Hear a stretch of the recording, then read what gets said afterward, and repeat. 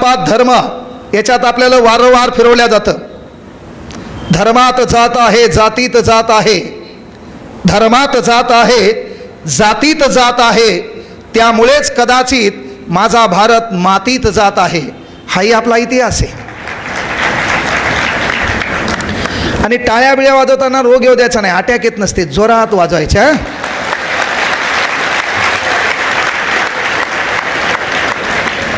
आपला प्रॉब्लेम काय आहे?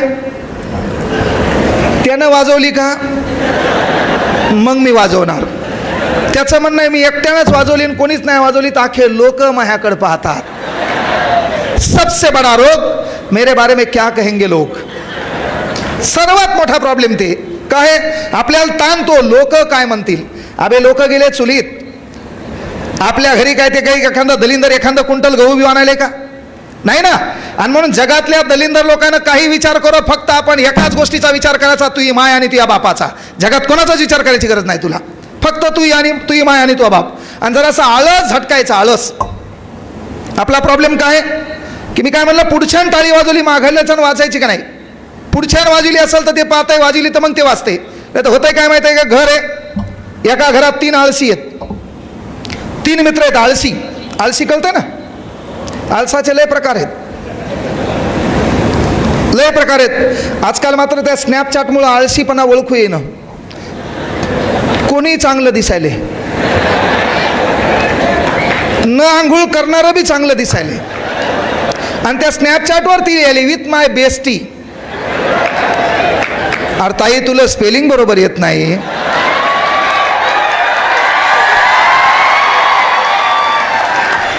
म्हणजे हाता नाही का नाही. आपण वाशिमला राहतो, मी परभणीला राहतो, आपण कहाल त्या पुण्याची संस्कृती आपल्या बोकांडीवर उरावर घ्यायची. आपण गरीब आहेत ना, आपण ग्रामीण भागातले. अरे तीच संस्कृती टिकून ठेवायची, काही फरक पडत नाही. काय झालं होतं, क्लास घेत होतो, क्लास घेत असताना बाबासाहेब आंबेडकर व्हिडिओ घेऊ लागलो. आणि बाबासाहेब आंबेडकरांचं चरित्र शिकवत असताना मधामध्ये एका दलिंदराला मला मेसेज केला. म्हणला सर 7:30ला IPL चालू व्हायला, त्याच्या अगोदरच क्लास घ्या.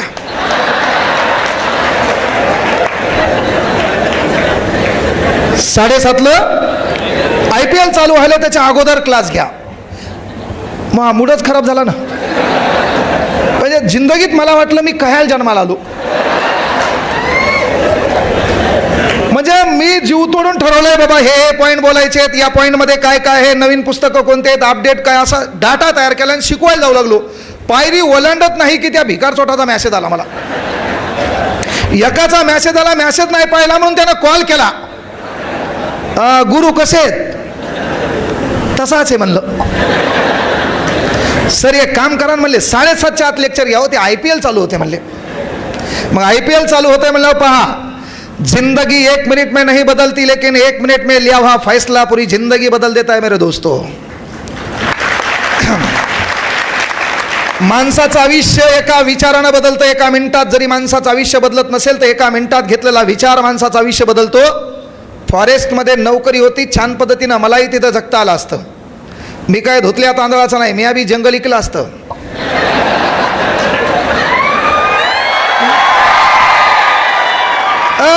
No compromise.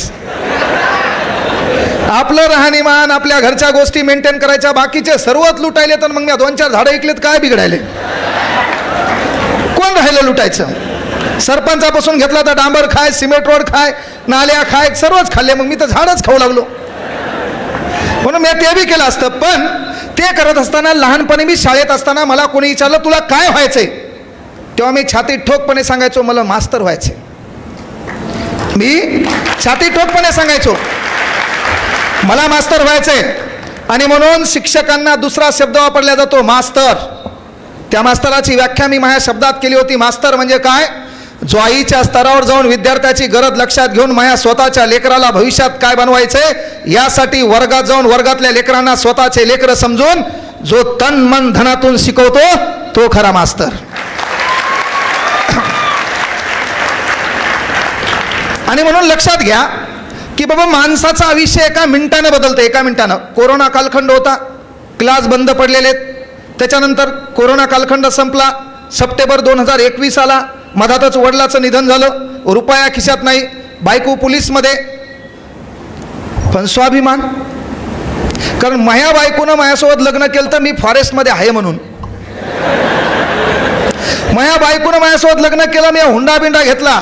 हे जे लाईव्ह आहेत त्यांनी लक्षात घ्या. पुन्हा लोक म्हणतील तू लोकायला प्रबोधन देतो, तू बी हुंडा घेतला होता का?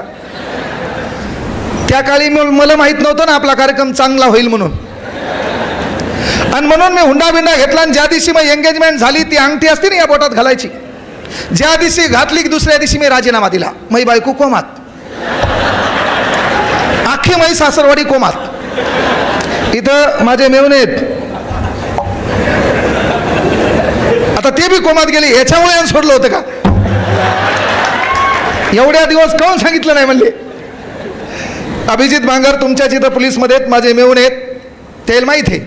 ज्या दिवशी मग एंगेजमेंट झाली दुसऱ्या दिवशी मी राजीनामा दिला. अख्खे सासरवाडी कोमात गेली. पोरगा आपण नोकरीवालं म्हणून दिलं होतं, त्यानंतर राजीनामा दिला म्हण. मै बायको जे फोनवर अशी गोड बोलायची का, मधात 2-3 महिने बोललीच नाही माई छान. इसे येत नाही.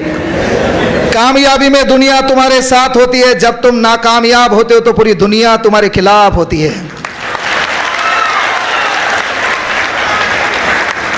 आणि म्हणून मी बायकोला सांगितलं की आपल्याला मास्टर व्हायचंय, आपण डीएड सीटीत लागलो नाही, आपल्याला क्लास टाकायचा आहे. बायको म्हणली तिकडे जंगलातच राहा, वाटलं तर मी बदली करून तिकडे येते, पण क्लासच्या कुटाण्यात पडू नको. वाटलं तिकडे पैसे कमी पडलेत, मी 200-300 पाठवी जाईन. म्हणजे पहा, लक्षात घ्या, कुठली मागं व्यवस्था नाही, आपल्याला माहित नाही आपलं काय होईल काय होणार आहे, काही घेणं नव्हतं. आणि मी डायरेक्ट 1 जुलै 2015ला तिकडे राजीनामा दिला आणि मी परभणीत आलो. परभणीत आल्यावर मी लोकांकडे पहिले क्लास घेतला. ज्या क्लासचं नाव स्वामी विवेकानंद आहे, त्या स्वामी विवेकानंद क्लासवर देखील मी 1800 रुपये महिन्यानं कामाला होतो. त्या क्लासचा मी मालक आहे. इथं पुढं तुमच्या वाशिममध्ये बसलेले पोरं आहेत, ते माझ्या क्लासला आलेले आहेत. मी इथं काहीच नाही. परभणीत आल्यावर तुम्ही पाहा ना आपला रुबाब कसा असते. ह्या आमदारापेक्षा डेंजर कार्यक्रम आहे आपला, माईचान सांगतो. सहज होत नाही. तुम्हाला स्वतःला ओळखता आलं पाहिजे. व्यवस्था कुठली असो, काही करा. मी तर पोरायला म्हणतो चोर होय, पण गद्या बँका लूट.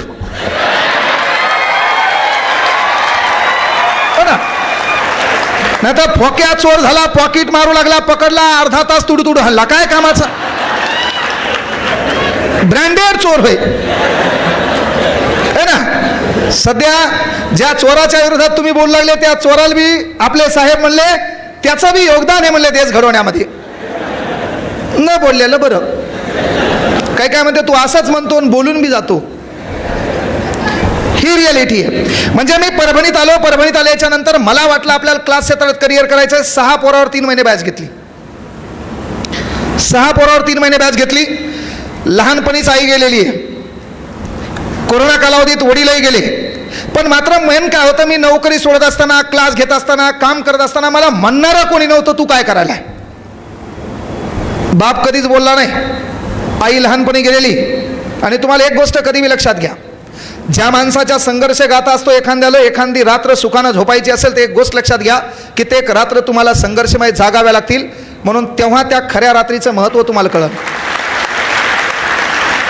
आज मी अख्ख्या महाराष्ट्राला हसवत असेल, अख्ख्या महाराष्ट्राला मी त्या यूट्यूबलाही कोणाला बोलू देत नसेल, एकमेव मास्तर आहे आपण. तू काही कमेंट कर, मी तुला रिप्लायला भारी देतो. आता एका गध्यानं मला विचारलं सापाल किती पाय असतात, तर सापाल किती पाय असतात मी एक्झॅक्ट एका सेकंदात उत्तर दिलं की हा माईल जाऊन विचार.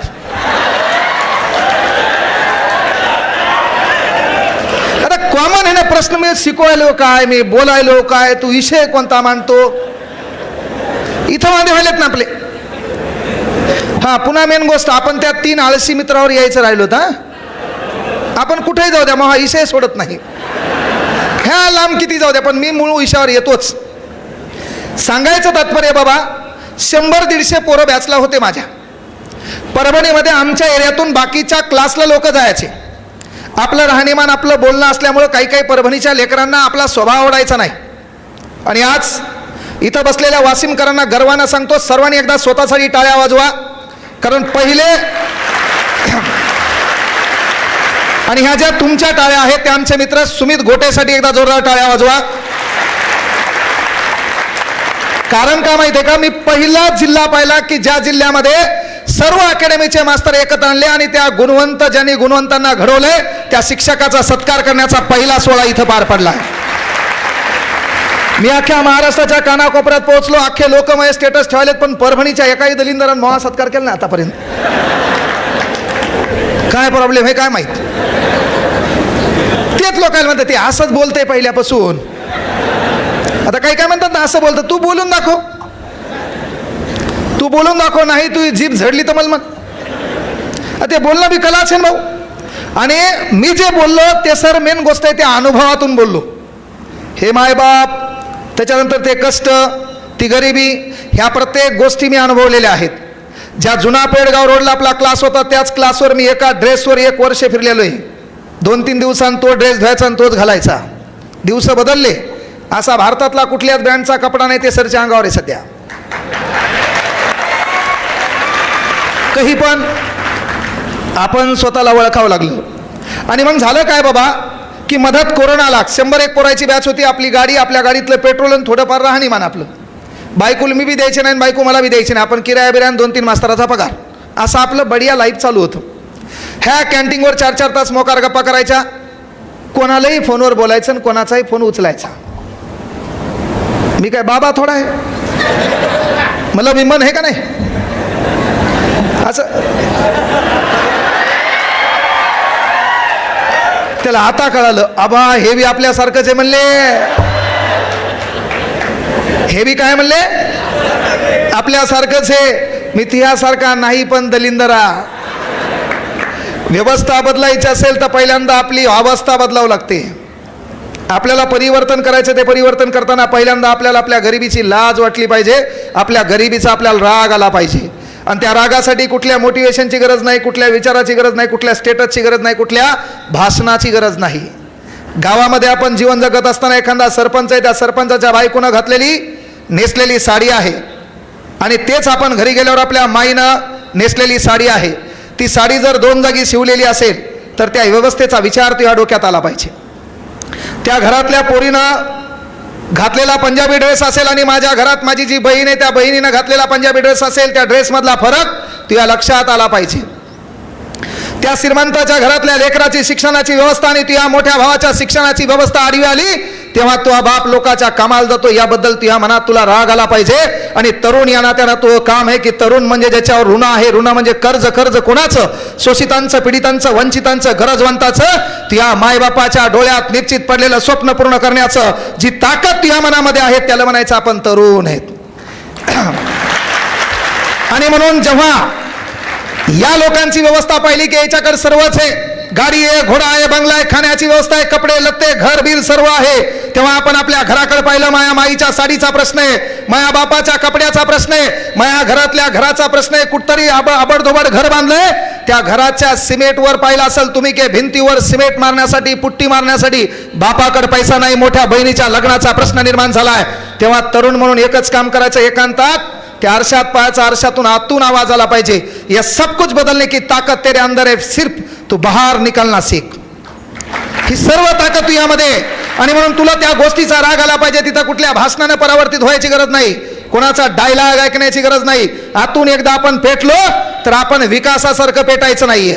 सरांनी विश्वास नागरे पाटलाचा पहिले सुरुवात सांगितली होती, मंजिलें उन्हीं को मिलती है जिनके सपनों में जान होती है, पंख होने से कुछ नहीं होता, हौसलों से उड्डाण होती है. पण आमच्या पोरायचे वांदेच, आमचं पोरग एकमेकाच्या सोबत राहते आणि सोबतच पोरग त्याचा कार्यक्रम वाजिते. याचा जवळ जिवलग मित्र एका रूम मध्ये राहत असेल, याचा मित्र याला प्रश्न कोणता विचारते? तुझ्या मित्रांनी कधी प्रश्न विचारला का रे, भारताचे राष्ट्रपती कोण आहेत?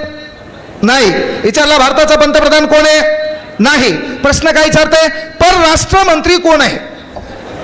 म्हणजे याच्या मित्राची इच्छा आहे की मी प्रश्न विचारावं आणि याला त्याचं उत्तर येऊ नाही.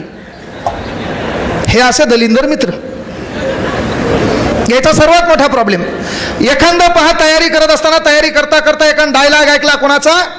विश्वास नागरे पाटलाचा, मंजिले उन्हीं को मिलती है. आणि 15-16 दिवस ग्राउंडवर गेलं नाही.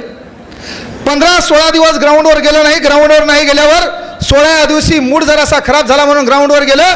ग्राउंडवर गेल्यावर बाकीच्या मित्रांनी विचारलं, भाऊ तू ग्राउंडला काऊन नाही? ते म्हणला काय?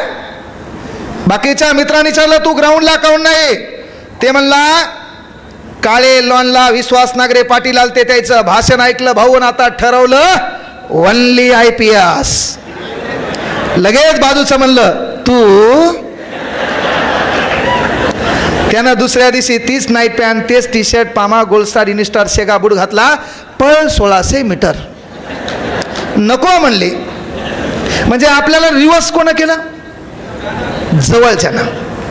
आपले पोरं आहेत, गुन्ह्या गोविंदानं अभ्यास करतात, सर्व काही चांगलं चालतंय, क्लासमध्ये गुन्ह्या गोविंदानं छान अभ्यास करते, पेपर सोडवते, सर्व काय असते. मित्र सांगते माईच्यानं म्या स्वतः पाहिलं, ती तुझ्याकडे पाहू लागली. कोण म्हणते? म्हणून हे दलिंदर पहिले ओळखा, हे पहिले ओळखा. आणि पोरीओ तुम्ही पण, आपण जीवन जगत असताना एक काम करायचं, आपल्या सौंदर्याची प्रशंसा कोणी व्हॉट्सअपवर करत असेल तर आपल्या सौंदर्याची प्रशंसा पहिल्यांदा आपल्या बापानं केलेली आहे.